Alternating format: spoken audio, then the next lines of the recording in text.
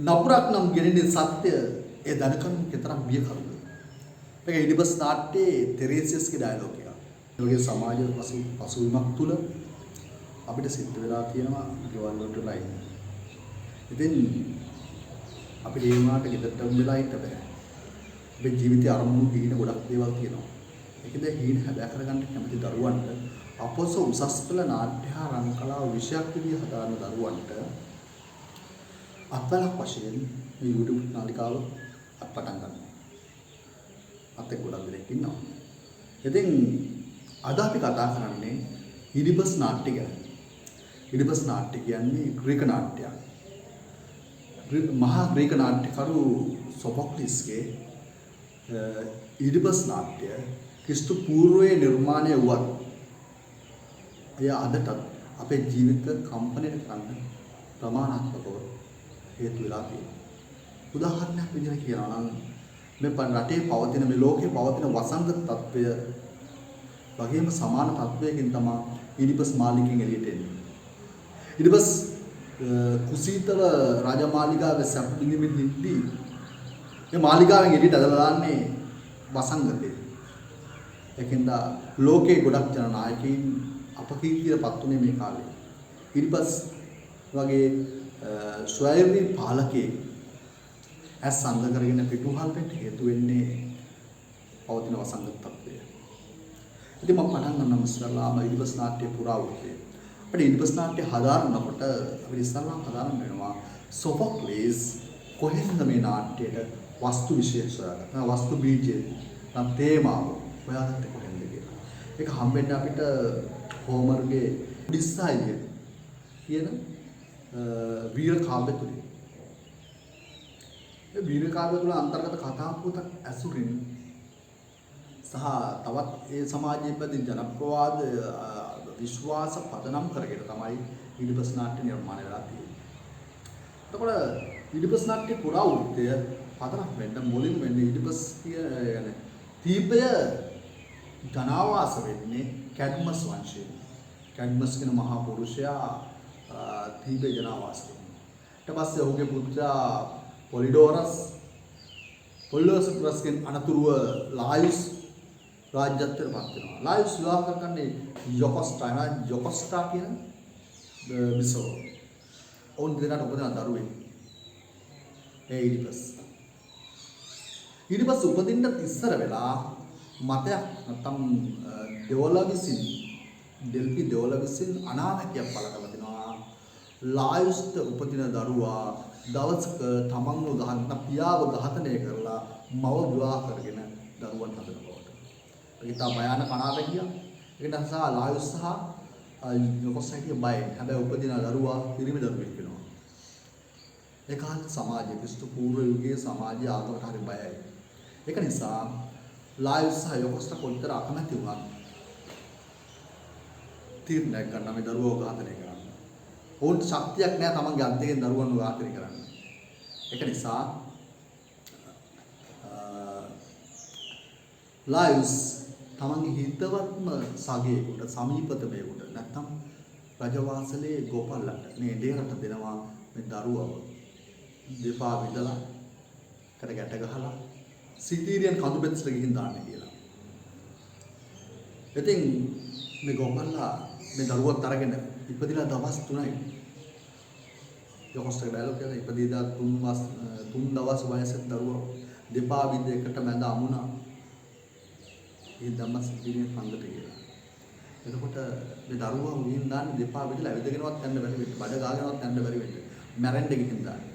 හැබැයි මේ උපල්ලා තුල තිබිච්ච මනුස්ස ගුණාංගය නිසා මේ කිසිම වරදක් නොදන්නා මේ කිරිකැටියව ඝාතනය කරන්න ඕන ශක්තියක් තිබුණේ නැහැ. උට කැලේ මැද්දේ සීතලේ දාලා ඉන්න හැංගිමක් නෑ. ඔව් ඇවිල්ලා යනවා ඉබාගාත් ඇවිල්ලා යද්දී උට හම්බ වෙනවා තමන් දීපේ දේශීමාවේදී අනික් රටේ නැත්තම් කොරින්තයේ එඩේරව. ඉතින් මේ ලායුස්ගේ ගෝපල්ලා අර කොරින්තයේ ගෝපල්ලට මේ දරුවව බාර දෙනවා. කොරින්තයේ ගෝපල්ලත් පොලිබස් ඒ රටේ රජුගේ පොලිබස්ගේ එනේලා. ඒක නිසා ඔහු ඒ දරුවෝ ගිහින් දෙනවා පොලිබස්ට. පොලිබස්ට දරුවෝ නැති නිසා දෙපා සුව කරලා දරු තනතුරේ තබා කරන අදාළ නමක් තියන්නේ මේක හින්දාමයි. දෙපා ඉදිමිලා තිබුණේ තුවාලේ නිසා. ඉදිමු පායති මිනිසා ඉදිබස් කියන අදහසින් තමයි නම තියන්නේ. ඊට පස්සේ ඒ දරුවා තරුණුවේට පත් වුණාට පස්සේ තරුණයෙක් වුණාට පස්සේ එතර අවන්හලකදී ඔබට ඇහෙනවා ඔබ හිතන් ඉන්නේ පොලිබස්ගේ දරුවෙක් කියලාද? ඔබ හිතන්නේ ඔබේ තාත්තා පොලිබස් කියලා. එහෙම කතාවක් එනවා. හැබැයි ඒ වෙලාවේ හරි බුද්ධිමත් ඒ වෙලාවේ ඉඩිබස්ගේ චරිතයේ තියෙන විශාල ගුණ එක ප්‍රධානම ගුණාංගය තමයි බුද්ධිමත් බව. ඒක නිසා ඉඩිබස් තමන්ගේ ආවේගය පාලනය කරන් පස්සේ හොයනවා කවුද මේ කියලා. ඒ වෙලාවේ කඩුව ඇදගෙන නැගලුවේ නැහැ. ඊළඟ හොයනවා. ඒකට හම්බ වෙන්නේ නැහැ තමන්ට මේ ප්‍රකාශ කරේ කවුද කියලා. ඊට පස්සේ ඔහුට මේකට සහනයක් අපේක්ෂා කරන හොයනවා ඩෙල්පි දෙවලට. ගිහිල්ලා අහනවා මගේ සැබෑ පියා කවරද? මගේ මව කවරද කියලා. ප්‍රශ්න අපිට උත්තරේ තමයි අර පරණ අනාවැකිය මෙහෙම රෙකෝඩ් එකක්. නැත්තම් දෙවියන් වහන්සේ අද ඒ කාලේ හැටියට වොම් විශ්වාස කරන ආගමික විශ්වාසයන් මත ඒ අනාවැක් කරු කියන්නේ දවසක නුඹේ පියාව ඝාතනය කරලා මව විවාහ කර ගන්නවා. ප්‍රශ්නෙට මේ උත්තරේ හම්බෙන්නේ. ඊට පස්සේ ඒක ප්‍රතිඵලයක් විදිහට ඉලිබස් තමන්ගේ තාත්තගෙන් නැත්තම් පොලිබස්ගෙන් ගිහිල්ලා අහනවා මේ හදාගත්ත පියන් අහනවා මම කාගේද? හැබැයි පොලිබස් හැසිරෙන්නේ වියරු වෙලා. උරණ ලකින කවුද අපහාස කළා මේ කතාව කියපු එකාට කියලා කියන්නේ. හරි? එහෙනම් ඔබ මගේම දරුවෙක් කියලා. එහෙනම් ඉතින් තවදුරටත් මේ රජමාලිගාවේ ඉන්න එක සුදුසු නැහැ. ඒක නිසා මේ රජමාලිගෙන් එළියට බහිනවා. තමන්ට හිමි රජකම අත්හැරලා දාලා, තමන්ගේ සියලු සැප සම්පත් අත්හැරලා දාලා, දවසක තමාටින් තාත්තව ඝාතනය වෙලා මව විවාහ කරගන්න වෙයි කියන බයට එළියට බහිනවා. ඉතින් මෙහෙම විභාගාතය ඇවිදන් යන තරුණයි ගොඩක් දුර ඇවිදන් යද්දී තුම්මන් හන්දියකදී මේ තුම්මන් හන්දිය හරිම සංකේතාත්මකයි. තුම්මන් හන්දියකදී පිරිසක් ඔහුට අපහාස කරනවා. පාරෙන් ඉවත් වෙන්න කියලා කියනවා. අන්න ඒ වෙලාවේදී මේ තරුණේ උඩ මේ වයසක මිනිස්සු සමූහයකගේ අපහාස දරන පිළිවිද 6 දෙනාද කොහෙද? 6 දෙනයි. ඉතින් මේ අපහාස දරා ගන්න බැලුව ගියා. රථයක මේගොල්ලෝ ආවේ. පියදුරා උඩ කසෙන් පහර දුන්නා. හරි. අංකුසෙන් අයින්ට පැන්න ඇන්න කියලා කියනවා. ඉතින් එතකොට රථය ඇතුළේ හිටපු වයසක මිනිස්සයා අපහාස කරා කියලා කියනවා. ඒක දරා ගන්න බැලුව අතේ නිවිච්ච පොල්ලෙන් ගහනවා. ඊළඟට කියනවා ඕන් ඒක බුද්ධි විඳේ මොහොතේ අත්විඳ ගන්න සිද්ධ වුණා වුන් කරපු අපහාසයේ තරමටම ඔයගේ කේලිය උඩ ලැබුණා. ඔළුව ඇලවෙලා යන්න ගැහුව කියලා කියන තාත්තට කියලා දන්නේ නැහැ. හරි. ඉතින් මේ විදිහට ඔහු පහර දුන්නාම එතන හිටපු එක්කෙනෙක් හැර සියලුම දෙනා ඉරිබස් අතින් ගහදර වෙනවා. ඉතුරු වෙන්නේ එකම පුද්ගලයා ගෝපල්ලා. ගෝපල්ලා කරලා ඉරිබස් දැන් තුම්මන් හන්දියක එකක් තමන් එන පාර අනිත් පැත්තේ තියෙන්නේ කීබේට යන පාර අනිත් පාර කැලේට තම වනාන්තරයට මිනිස්සු වාක්මන මිනිස්සෙකුට පුළුවන් ද නගරයට යන්න ඒකින්ද උ අනිත් පැත්ත හොයා ගන්නවා. හැබැයි එතනදී ඔහුට හම්බ වෙනවා තීබේට වින කරන මායාකාරියක්. අහනවා ප්‍රශ්නයක්. ඒ ප්‍රශ්නට උත්තර දෙන්න හැමදාම පිරිමියෙක් යන්න ඕන නැතන්ට ඒ ප්‍රශ්නට උත්තර දෙන්න බැරුවොත් ඒ ශාප කරලා ඝාතනය කරනවා ඒ පුද්ගලයාව. දිනපතා පිරිමියෙක් මරනවා මේ මායාව. ඉතින් මේක විසඳුමක් හොයන්න ඩෙල්පි දෙවලට යන අතරමක තමයි හිටියේ ලයිව්ස්. තමාටින් ඝාතනය වෙන්නේ රත්තුමා. මේකක්වත් දන්නේ නැහැ ඊඩිපස්. ඊට පස්සේ දැන් උන්නත් එකයි මනත් එකයිනේ. දැන් තම වැඩිකාරයෙක් පැත්තකින් තමන්ගේ රාජ්‍ය දාලා ආවේ කලකිරලා හිටියේ. හරි මම හෙට යන්නම් ඔය මායාකාරී ප්‍රශ්න උත්තර දෙන්න කියලා යනවා මායාකාරී ගාවට.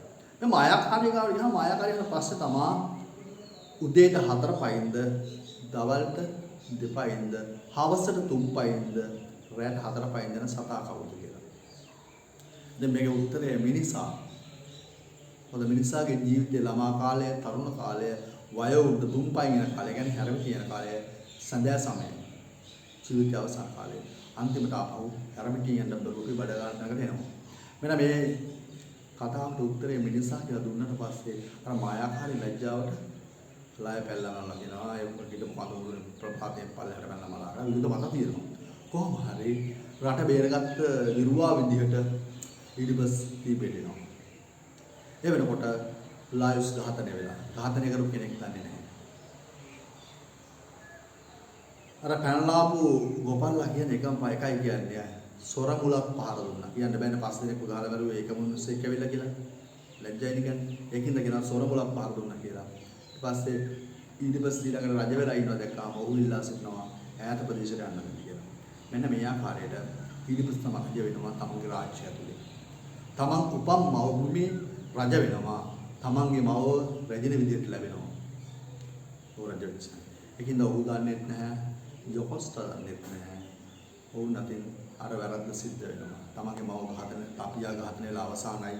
තමන්ගේ මව විවාහ කරන අවසానයි. දරුවෝ 4 දෙනෙක් ලබනවා. ඇන්ටිගනි, ඉස්මෙන්, එකියෝක්ලේස් සහ පොලිනිසියස් කියලා. පිරිමි දරුවන් දෙන්නයි, ගැහැණු දරුවන් දෙන්නයි. මේ දරුවෝ 4 දෙනා ඉවෙලා අවුරුදු 15කට පස්සේ ඇති වෙනවා නගරේ දීපේ දුර්භික්ෂය. විශාල ආහාර හිමියක්. මිනිසුන්ගේ රෝගී වෙලා මැරෙනවා. එකම අඬෝනාව විලාපයක්. පුරු නගරේම ඛේදවාචකයක් බලවත්. මේ ඛේදවාචකයේ පිළිබඳව නගර වැසියන් පූජකයන් එනවා රජමාලිගාවට. රජතුමාගේ දෙවොල ඉස්සරහ රජමාලිගාව ඉස්සරහ දෙවොලක් තියෙනවා. ඒක තියෙන ඕනෑම ග්‍රීක නාට්‍යයක ඉස්සරහ තියෙන්නේ ඔකෙස්ට්‍රා කියන රවුම් වේදිකාවක්. ඒක තමයි අත්වල රඟපාන්නේ. ඒක මැද්ද තියෙන වේදිය කියලා. වේදිය කියන්නේ දෙවොල. මෙන්න මෙතනට එනවා මේ පිරිස. ඇවිල්ලා මේ ඔවුන්ගේ ගායනාවන්, අඳෝනාවන් ඇහෙන ඊඩිපස් රජමාලිගාවෙන් එළියට එනවා. මෙතනින් නාට්‍ය පටන් ගන්නවා. මේක තමයි පුරාවෘත්තය. හොඳයි. අද අපි කතා කරේ ඊඩිපස් නාට්‍යයේ පුරාවෘත්තය පිළිබඳව. එතකොට අපිට මේ ඊඩිපස් නාට්‍ය පිළිබඳව හැදෑරීමේදී ප්‍රධාන වශයෙන්ම අපිට කතා කරන්න සිද්ධ වෙනවා ඊඩිපස් නාට්‍යයේ පුරාවෘත්තය, තේමාව, දෘෂ්ටිය, නාට්‍යයේ චරිත, භාව විශෝධනය, ඇරිස්ටෝටල් න්‍යාය සහ ඊඩිපස්, ග්‍රීක නාට්‍ය ශෛලිය සහ ඊඩිපස්, කේදාන්ත වීරයා, කේදාන්ත ලක්ෂණ, මෙන්න මේ වගේ විවිධ කුඩා මාතෘකාවලදී කතා කරන්න සිද්ධ වෙනවා. ඒකින්ද අපි ඊළඟ වීඩියෝ එකේ කතා කරනවා ඊඩිපස් නාට්‍යයේ තේමාව ගැන.